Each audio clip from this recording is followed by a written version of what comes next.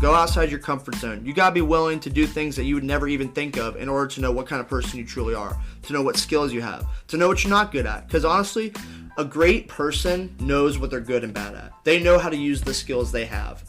And if you know you're bad at something and you tried it, kudos for you for being willing to go outside your comfort zone.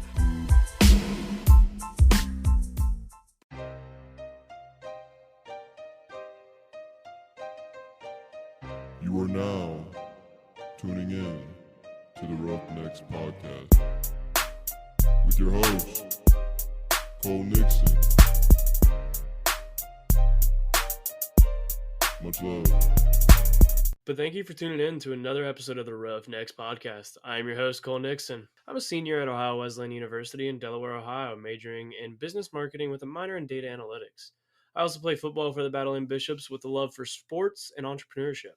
That's why I started this podcast. I wanted to be able to share the knowledge and advice of sports figures and entrepreneurs with all of you. Just about every week, I try to bring on a guest who is viewed as a leader and motivator in the world of athletics, coaching, entrepreneurship, business, and just life in general. A new episode is released every single Monday morning at 10 a.m. Eastern Time. Don't miss Motivation Monday at the end of each episode. Be sure to follow us on Instagram at Roughnecks Podcast and Twitter at RoughnecksPodC1. If you want to contact the Roughnecks Podcast about potential sponsorship or collaboration, then message us on social media or email at roughneckspodcast@gmail.com. Make sure you subscribe, rate, and review so you don't miss any of our future episodes. Shout out to Dante Fair for the podcast music introduction and P&H Studio for the logo. Now let's get into this week's show.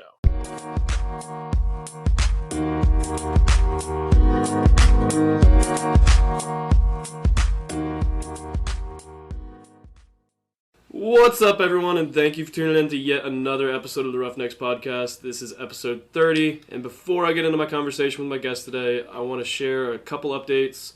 Shirts are delivered. Thank you again to those of you who made a purchase in the first launch.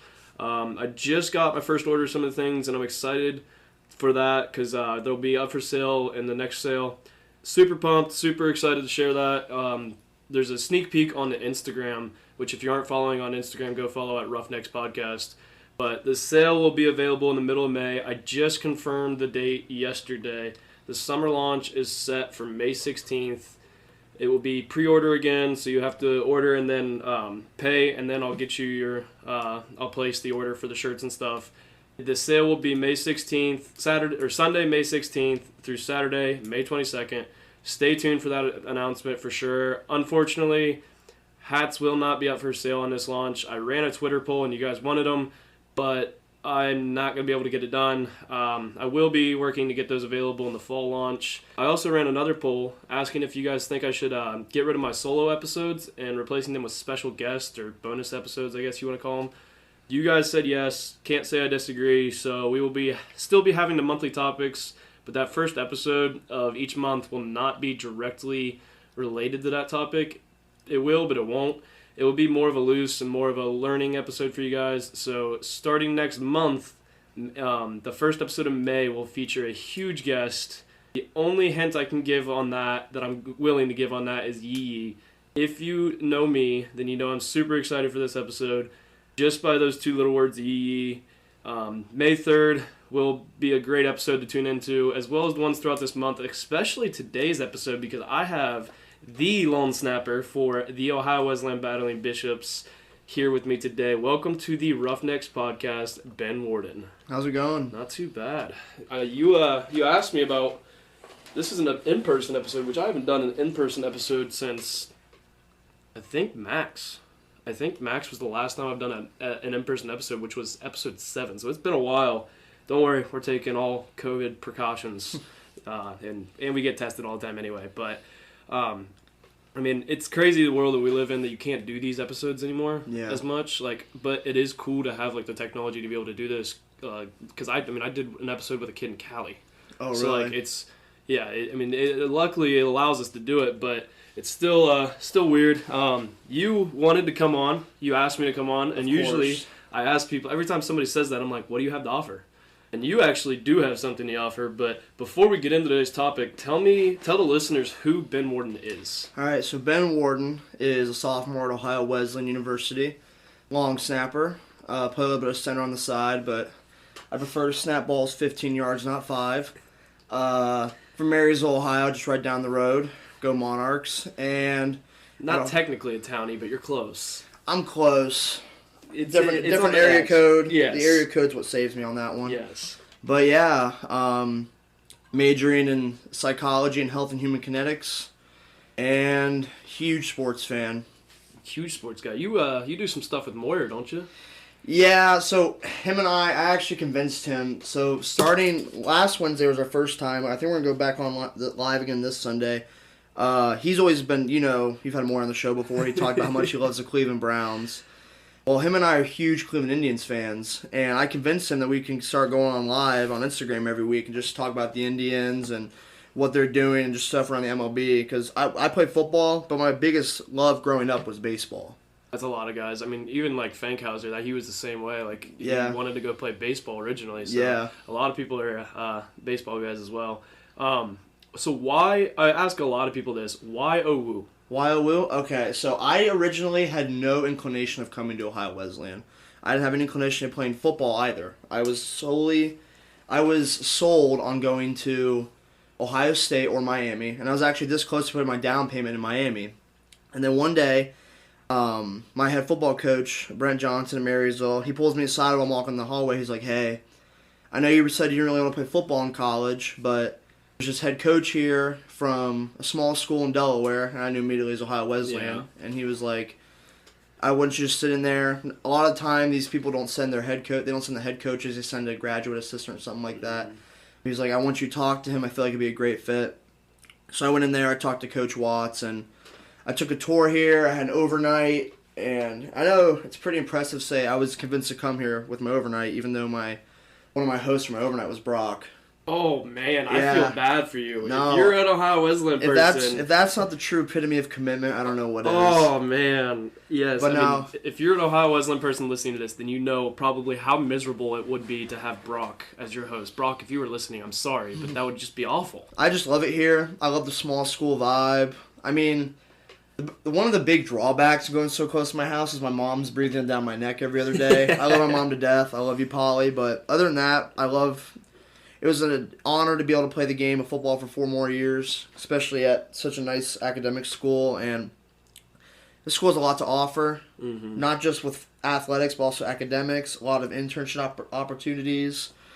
Anything that I want to do with my future, I know I can get here at Ohio Wesleyan. Exactly. How far away is home for you? I can get home. I can take 36. I can get home in 20 minutes. Wow. All right. It's more like a 30-minute drive, but I can get there in 20 minutes if I really want to. See, I'm 45 minutes away, and for me, that's almost perfect because it's far enough away from home, but I can be that's almost one of the things that drew me here too. Is it's far enough, but I'm also close enough. Yeah. So if I need to go home, especially because I have 8 nieces and nephews, their birthday wow. parties all the time and stuff. So Yeah. I can make all of those birthday parties and stuff.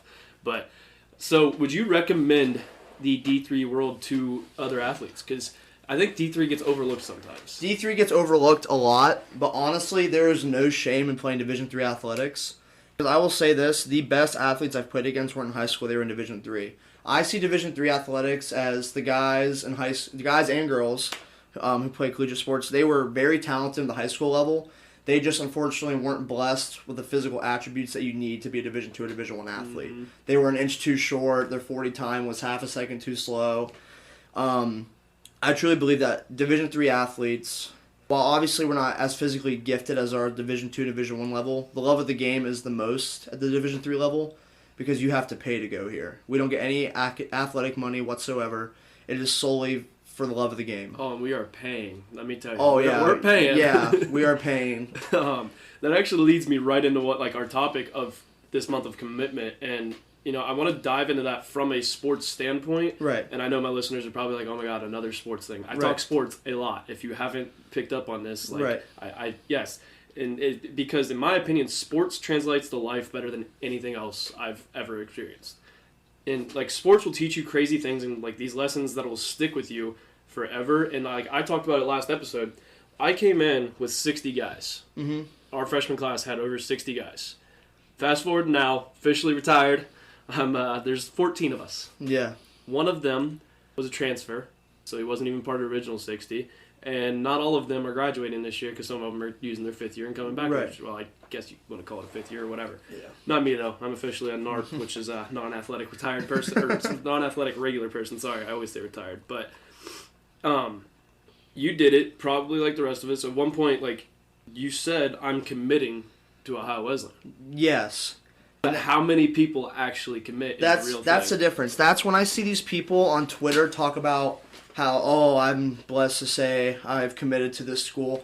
Are you committing, or are you taking a role on the team? Yep. There's a difference between committing and agreeing to have a spot on the team. 100%. You can say, all these people can say, oh, I committed to Baldwin Wallace or Heidelberg, all these Division III schools, and congratulations, it's awesome. You're going to a Division III school to play collegiate athletes. However, are you committing? Or are you just going there to play the sport? Exactly, because I look at it. We had 40 people Right. that didn't truly commit. They quit. Right. Or some of them, yes, have valid reasons, maybe Oh, family of issues. course. There is times where things do come up, and that's not what I'm saying. But I think people are of your word. That's how I value you. If you are of your word, how many people say, "Oh, I committed"? No, you didn't. No. Because you're not here. You're not doing it. Yeah. And that's what people, I think, D3 gets overlooked too.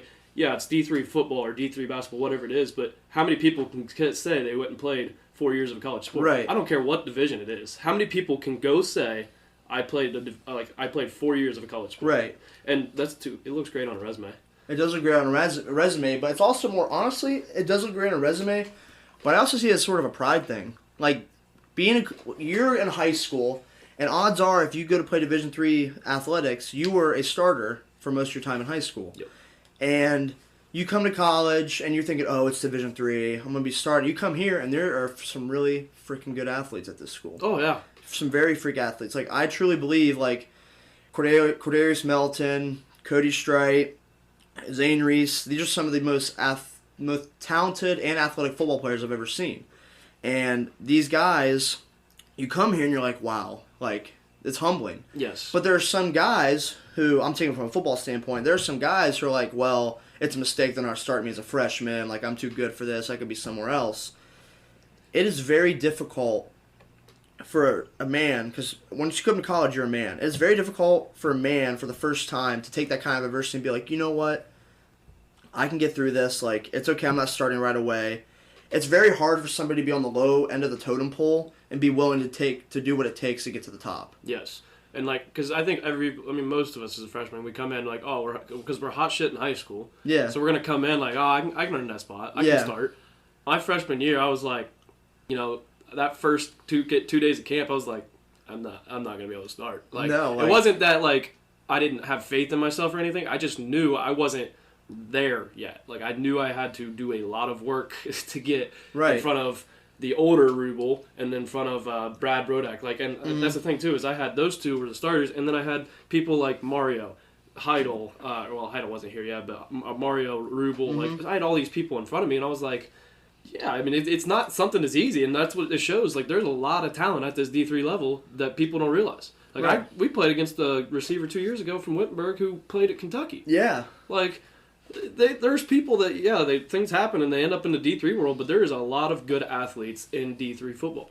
Exactly, and last thing I have to say about this is, you and I can both say, you look at me, I'm 5'8", I'm 220 pounds. I can't go up to somebody and just beat them because I'm more athletically talented. Because thanks to my 5-foot mother, I never got the height gene. But you and I both know, we're not the most athletically, physically gifted people there are in the world. Mm-hmm. But at the end of the day, you and I can hang our hat on the fact that, well, if I can't beat you by just going out there from the get-go, by God, it may not be today, it may not be tomorrow, it may not be next week, but someday I'm going to beat you just because I want it more than you. That's commitment. Yes, you're committed to working. Yes. That's the thing. You're not just relying on your God-given ability. Right. You are committed to working. Exactly. It's something that I think it's almost it's the whole thing, hard work beats talent, or whatever, when talent doesn't work hard. Something like that, yeah. Yeah, that whole saying, you got to work your ass off. You and I, are those type of people. We have to work our ass off because we're not the most athletically gifted. And it's a pride thing. It makes you feel better about what you do. Yeah, exactly.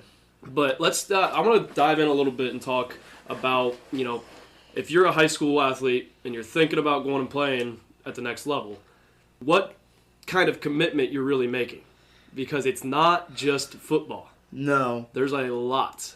And here's one of the biggest mistakes that people, high school seniors make when they're committing to go somewhere for college. They're so worried about the name or how talented they're going to be on the field. They don't give a rat's ass about the academic portion. In football, for 99% of Division III athletes, is 4 more years. When you go to college, you're making a decision that's going to affect the next 40 years of your life. Yep. And you got to worry about tuition, room and board. People laugh when I say this. You got to worry about the food on campus. You really do. You really do. You don't realize. I didn't realize that till after I was here. No. But you don't realize, like, that 24/7 dining hall. Yeah. How glorious it's a that is. lifesaver. Yes. Oh yeah. It's just this. It's the little things, man. Everything in life boils down to the little things. And sure, you can worry about, oh, what are my odds of getting a ring at this school, or oh, when am I going to start soonest? But unless you're a freak athlete who's just deciding to go D3, or you have a late blossoming, you're going there to school. You're going somewhere to be a student. You're just playing football on the side. Yeah. Like, you're not going there to be an athlete who's taking classes on the side. And I just think too many people nowadays are worried about themselves and athletic playing time. They're more focusing on the latter half of scholar athlete, of that saying, rather than the first half of it. Yeah. And, like, I mean, I went, no shade to Wittenberg, even though they are a rival. Yeah. When I went on my recruiting visit there, literally all I was told was, oh, here's our rings. We get a ring every year. Yeah. Or, we're getting a new locker room. We're getting this indoor facility. We're getting all this. And then, like, oh, you're thinking about Ohio Wesleyan. Well, we beat them every year. And not once was they talking about academics. No. Or anything outside of football. But, like, when I came here, like, there was other schools that did this, but when I came here, it's all about, oh, we have the entrepreneurship center, we have the career connections, we have this, like, and the alumni are great. Like, it was like, all right, it's more than just football here. Yeah. Which, especially if you're playing at D3 football, you're doing it for the love of the game. Exactly. And you're not doing it because I'm going to the NFL. Right. I've played with maybe 2 people that have even a chance of making a practice squad. Yeah. And they haven't. But, like, that's the thing. It's like, you're playing it. It's a true commitment when you come to D3, because let's just walk through our schedule. And usually, like, in a camp, like, you wake up, you got lifting, you got meetings, you got food, practice, more meeting. Like, you are from like 8 in the morning to 10 at night. Oh yeah, it's a 12 to 14-hour workday. Yes, that's what it is. A true commitment. And then people are like, oh, like, when do you have time to, like, play? Like, I love when people are like, oh yeah, I took a nap. When did you have time to take a nap? Exactly. Being a football player, you have no time. Right. It's crazy. And I love taking naps more than anybody else. And I turn into a real grouch sometimes when I can't get my sleep. But if you're sleeping, you're wasting your precious time when you're awake. You only get to be awake so many hours of your life. You could sleep when you're dead. Exactly. And of course, once in a while, it's good to take a nap for health and wellness. But if you're taking a nap every single day, and there have been times where I used to be guilty of this. I used to take a nap every single day. I'd take a nap. And I'm one of those guys where if I take a nap, I can't take a 30-minute power nap. I need to nap for at least an hour and a half, 2 hours to feel good. But, man, I'm wasting so much time. If you take a 2-hour nap every day for a week, there goes 14 hours that you could have been getting better at something in your life. And then you got to add in, the 8 that you're sleeping at night. If exactly. You're sleeping 8. So I'm not getting 8 hours of sleep at night. I don't usually either. But still, like, you got to think, let's say you are getting those 8 hours of sleep plus the 2 hours. There's, 70 hours of your week. Yeah. That's over a full work week. Exactly. Like, that you were sleeping. Yes, the people don't realize, too, you sleep most of your life away. You spend a third of your life asleep. Which is freaking crazy. Yeah. Because you're sleeping to eventually sleep forever. Exactly. And that's where you look at the most successful people, like, freaking Kobe, who's at the gym at 4:30 in the morning. Yeah. And didn't leave until the end of, like, that night and stuff. Like, those people are truly committed, though. Yeah, and it reminds me of a story. I don't know if it's true or not. Connor Volpe always tells me this. It's kind of a joke, but it makes me think of this. So, you know the rapper 50 Cent. Yes. So he made a movie, and when he wasn't working on the movie, he was working on the album. Yes. And one of these days, the producer's like, 50, when do you sleep? 50 Cent looked the guy dead in the eyes. He's like, sleep is for those who are broke. Yep. I don't sleep. Yep. Yeah. And I know it's kind of a faux pas, but, those who sleep are missing out on so many opportunities to get better at some facet in their lives. It can be spiritually, it can be physically, it can be mentally, but at the end of the day, when you make a commitment to something, you're also going to have to make a commitment to making those sacrifices. Like when you're a collegiate athlete, you're not going to be able to take a nap anymore. I'm sorry to break it to you. With commitment comes sacrifice. Exactly. I have that in my notes here, and that is one thing that I had because, like, that's what people, if you commit to something, it doesn't matter what it is. No. You're sacrificing something else. Exactly. And hopefully it's for the better. Because, you're sacrificing some sleep. You're sacrificing, social life. You're sacrificing a lot. But that sacrifice will be worth it down the road is what the big thing is that's what it'll be worth it. Exactly. So if I asked you what it means to truly commit to play football, we'll just put it in the football sense. What would that be? What it means to truly commit to playing football, Yes. or at the Division III level, or just in general? Just we'll go for you coming here. What did it truly mean to commit? To commit here, that means you have to put aside your pride and first of all accept the fact that there is a 99% chance you're not going to be a starter when you first get here. And you have to commit to the fact that in high school, a lot of us got by just going to the workouts, like scheduled workouts, and just going to the practices. When you commit to something, you are willing to make a voluntary sacrifice of your free time in order to get something better. And when you commit to a Division III football team, swim team, basketball team, you are selling yourself out on the promise that you're not only gonna make yourself better while here, but you're part of a team now. And that's the beauty of Division III athletic or even any collegiate sport. When you were in high school, you were with these guys from elementary school. You're with them for 12 years, sometimes even younger if you were really young childhood friends. But you come here and you got 100 guys. Okay, you got the 60 upperclassmen who've known each other for at least a year. But then you got the 40 new guys that come in and nobody knows a soul. You don't know each other, and you're committed. And that's when you find out who committed here and who just agreed to be on the team. Yep. And when you commit, you're going to commit to the fact that I'm not only here to make myself better, I'm here to make my teammates better, whether that means I'm a starter, I'm last on the depth chart, or anywhere in between. What's it mean to commit to yourself in a life sense? When you commit to yourself in a life sense, you're willing to do things. You're putting yourself first, but at the same time, there's two things. First of all, you got to be willing to go outside your comfort zone. You can't stay in your safe space your entire life because you got to make yourself uncomfortable. You got to be willing to push yourself in ways, do things that you've never been wanting to do before. And it's scary. If you truly take life seriously, there will be times where you're scared shitless. Yes. And that's not because you're fearing for your life or anything. Us collegiate young men, we hate tarnishing our pride. We hate knowing we're bad at things.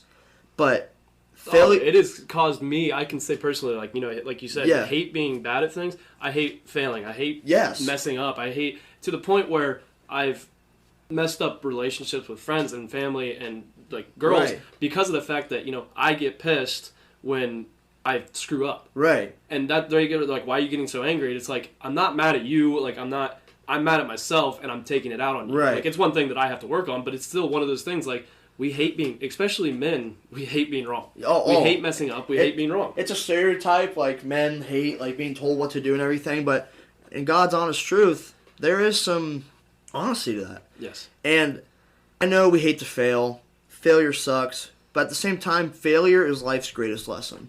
Oh, 100%. Yeah, 100%. 100%. You learn way more, I'll put it back to the sports aspect. You know way more from losing a game than when you do winning a game. Yes. Because when you win a game, you got that artificial high, we won, sure, we give it this many points, or we didn't score enough points or anything like that, but we won the game and we're good enough. When you lose, no, you went out there, you got beat by a team who was better than you that day. They beat you that day, and you have to learn, okay, what can I do to not let that happen next time? Same thing goes back into life. Job interview. You go in there, you give your best, or the worst is when you just think, oh, I got this. You go in there, bomb the job interview, or you do your best at it, but you find out, you get an email 3 to 5 business days later, hey, hate to inform you, but we decided to go in a different direction. There's somebody else who gave us a better interview. And if you really care and you're committed to getting a job like that, you'll email them back and be like, okay, that sounds good. Different? What did I do wrong? Yes. What can I do different for another job? What are you looking for? Or in the future? Right. And that shows them too.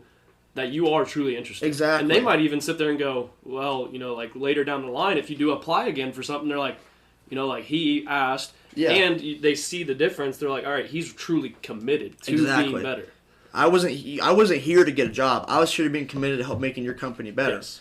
And if you found somebody else you believe is better fit for the job right now, good for you. I'm happy for you. What can I do to get better at my job and to prove you that you made a mistake? Yes, 100%.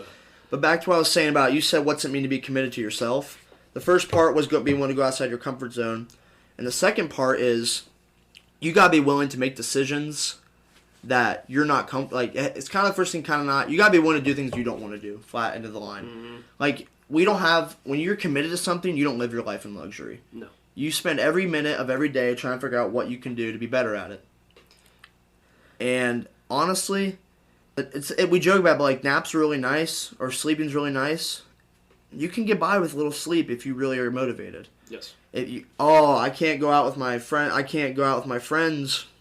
I don't need to do my homework tomorrow night. Like, it's just a regular checkup quiz. Like, I don't need to study for that. I'm just going to play Xbox with my friends. Bullshit. Because when you do all this and you are willing to do even the little things to 110% effort, it is going to accumulate down at the end of the road. I had a saying once that I was told, no progress happens in the comfort zone. Exactly. Because then you're just living content. And if you're living your life and you're content, right, you're wrong, in my opinion. Yes, it's good to be content.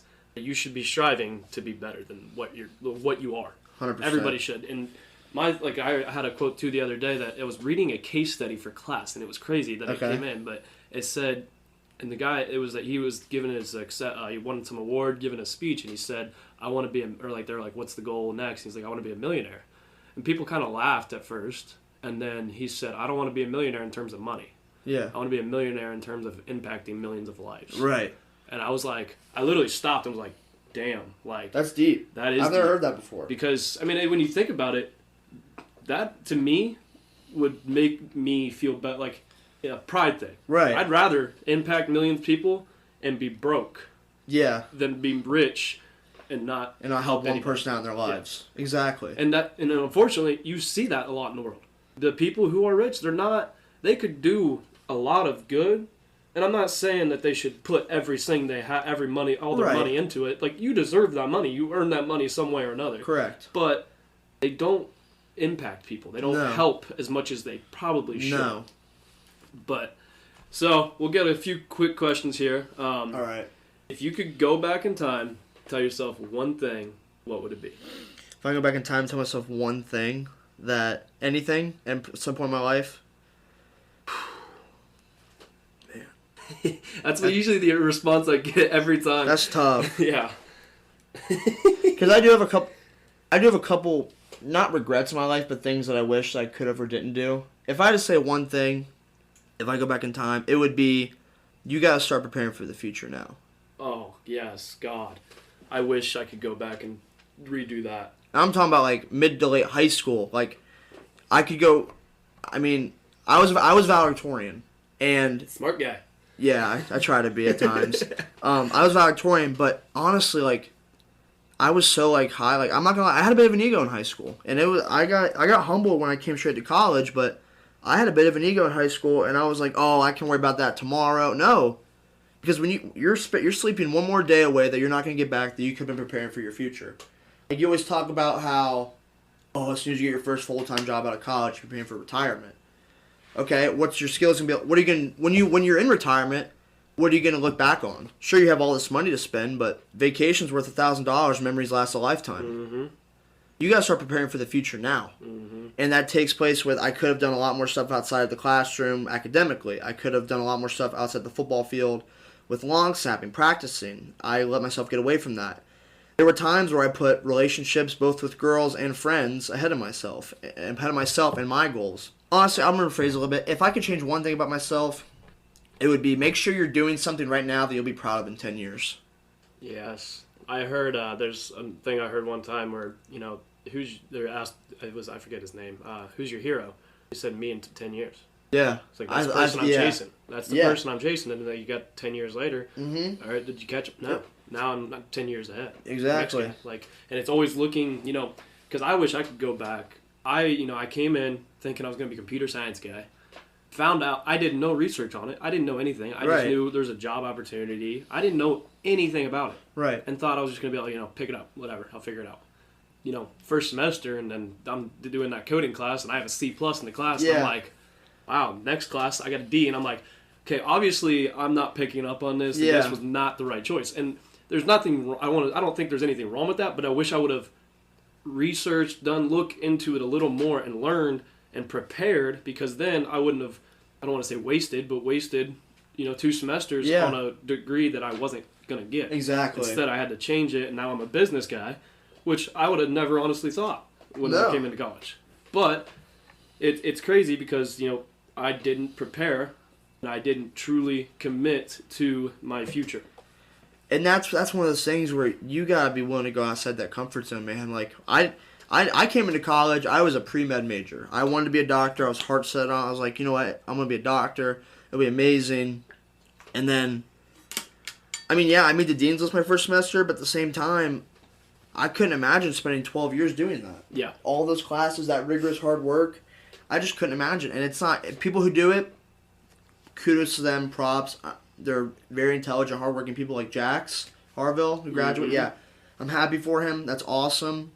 He's going to change so many people's lives, and I give him all the respect in the world. That's just not something I could see myself doing. Yes. It took me taking a pointless... I was like, oh, there's no reason I should take psychology. Like, I've never taken a psychology class before. This is kind of weird. I fell in love with, like how the brain works, how it reacts to certain scenarios. It's a very interesting thing. It is a very interesting thing, and a lot of people... Psychology is one of those things where you can either do it and pass it with flying colors, not do anything with it, or you can use it and not only better your own mental health and your own mental wellness and motivation, but you can use it to learn how to motivate others. You can use it to change other people's lives. Mm-hmm. A lot of people do it because, I can go to college for 4 years, get a psychology degree, and be set, find a decent job. Or you can get a psychology degree and be like, this is why this is happening. How can I help people down the future not make the same mistakes people in the past have made? Exactly. So, what are the goals of Ben Warden going forward, and how are you committing to them? So my goals right now are I want to graduate. So I'm a first generation college student. When I started my first day of high school, it's one of the goals I still have going. I want to graduate from a 4-year school on time, and I want to graduate with above a 3.5 GPA.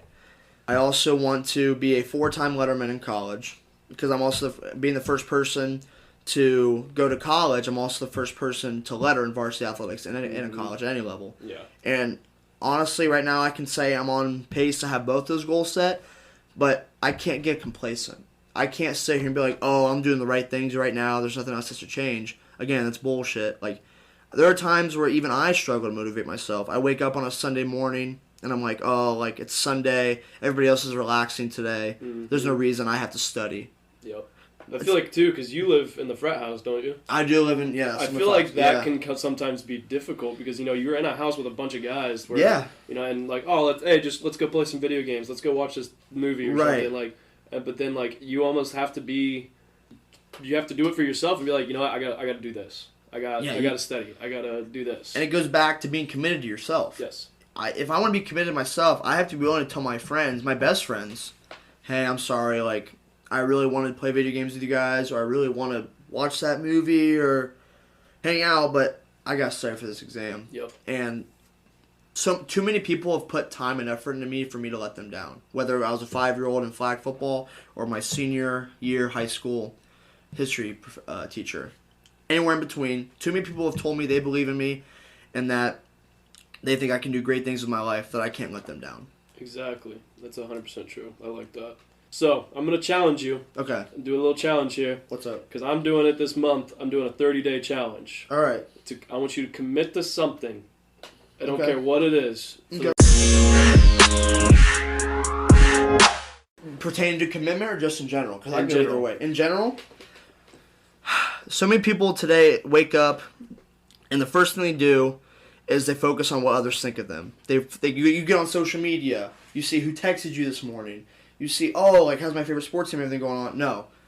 Nobody today wakes up and thinks about how they're going to make themselves better. You just go with the flow. You're like, oh, I got practice. I get better at practice. Bullshit.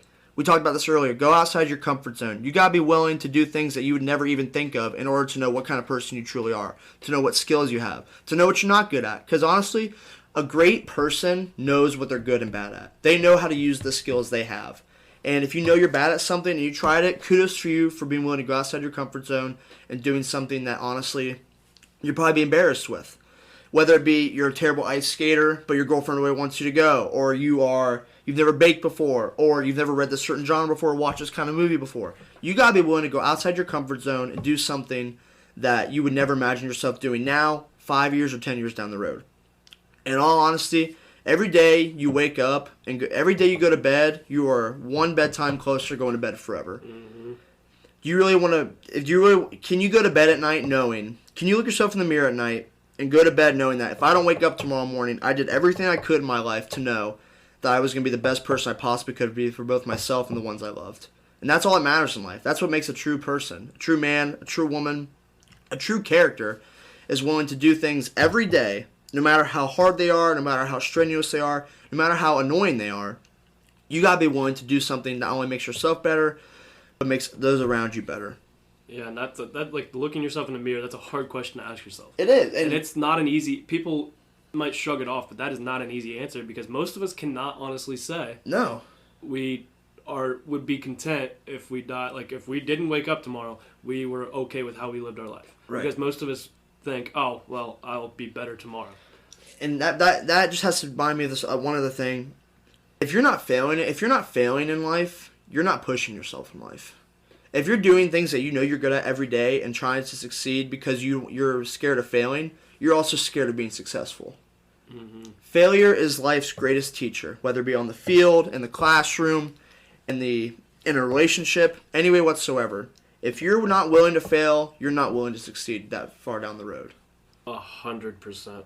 So now we'll move on to the rapid fire. I was going to get rid of it, but Ben Warden wanted it in the episode, so we're going to go with it. So, what kind of questions am I expecting here? Nothing crazy. Just crazy? kind of funny one, goofy, dumb ones. Early bird or night owl? Oh, night owl. Instagram or Twitter? Twitter, by far. Twitter or TikTok? Oh, Twitter. Field goal or punt? Oh, man. Like, what do I prefer to snap? Yes. Oh, man. Punt because it gives me the opportunity to get down the field and tackle somebody. I love to bring the hurt. That's fair. I was good. That makes sense. Yeah. O-line or snapping?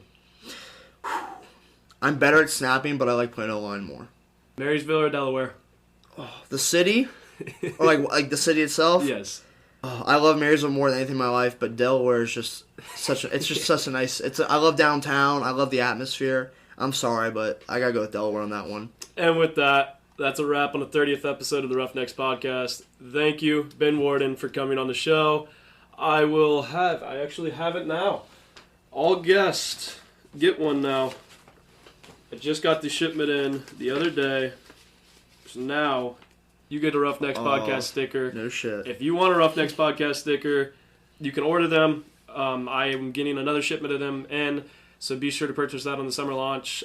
There will be a little deal available where if you spend a certain amount of money, you get 2 stickers for free. Speaking of which, I'm getting a new sticker design in next shipment, and I'm working on that as we speak. There's also a new t-shirt design and long sleeve design that'll be available. I have it. I'm actually currently wearing it, but I haven't really shown it yet. But it will be available on the summer launch. We'll have some cool things available. Like, check it out on the Instagram. I gave a little sneak peek. Well, some of the things at Roughnecks Podcast on Instagram, at Roughnecks Pod C1 on Twitter. You can also follow my personal Twitter, Cole3Nixon10, and give the TikTok a follow. I'm posting a lot more on there, and you can see a lot of the Roughnecks merch on there. I post it. If you have anybody who you think should be on this show, let me know. I'm always looking to add on new and exciting guests. Even if you yourself want to be on the show, I might be able to make it happen, but you got to, depending on what you got to offer. That's why I always ask people who want to come on, what do you have to offer? If you have something to offer, which a lot of you do, tell me. I just want to help people. I want to touch millions of lives. That, like I said, I want to be a millionaire, not in terms of money, but in terms of touching people's lives. So let's use this podcast to do that. People like Ben do a great job of this. And be sure to tune in next week as we have another Ohio Wesleyan alum football player who is going to come back on. He's going to come on to discuss commitment. But until next week, you know the deal. Grab the bull by the horns. Take control of your life. Only you can do that. Commit to it and stick to it. Turn dreams into realities. Until next week, Roughnecks out.